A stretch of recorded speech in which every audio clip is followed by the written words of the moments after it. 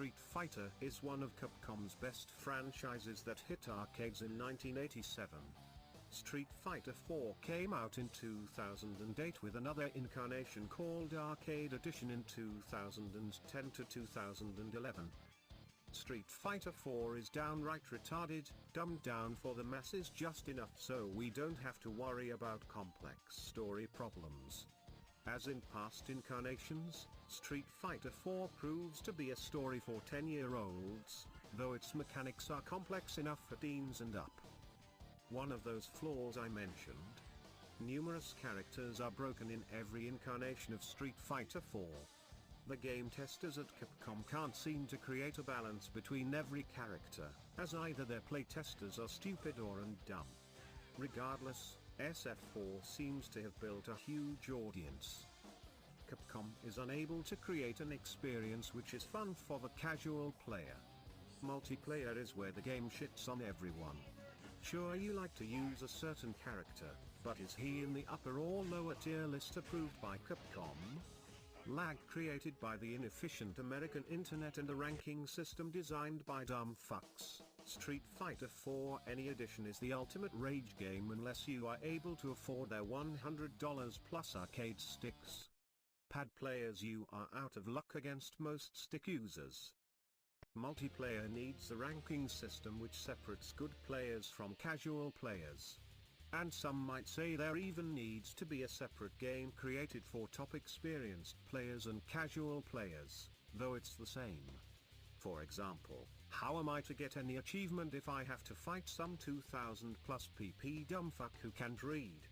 In Arcade Edition, Endless has a variety of room labeling options, but it doesn't prevent better players or even less experienced players from entering. The labeling options should be filters to prevent lower experienced or more experienced players period.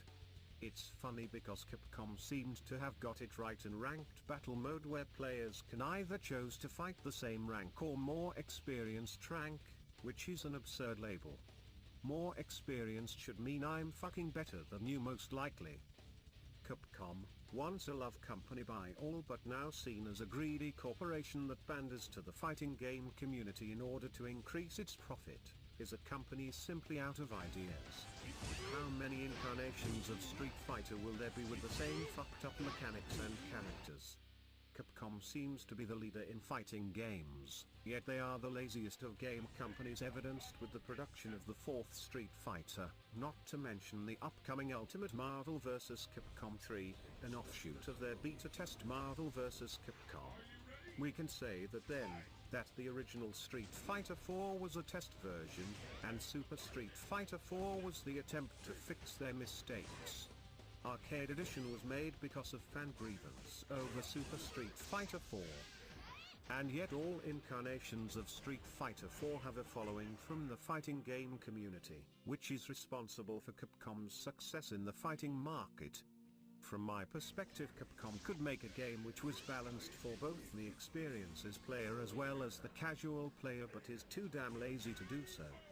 With each version of Street Fighter displaying broken hitbox mechanics, to the creation of new upper and lower tier lists, Capcom is unable to create a game that is a real success among experienced and casual players of their brand.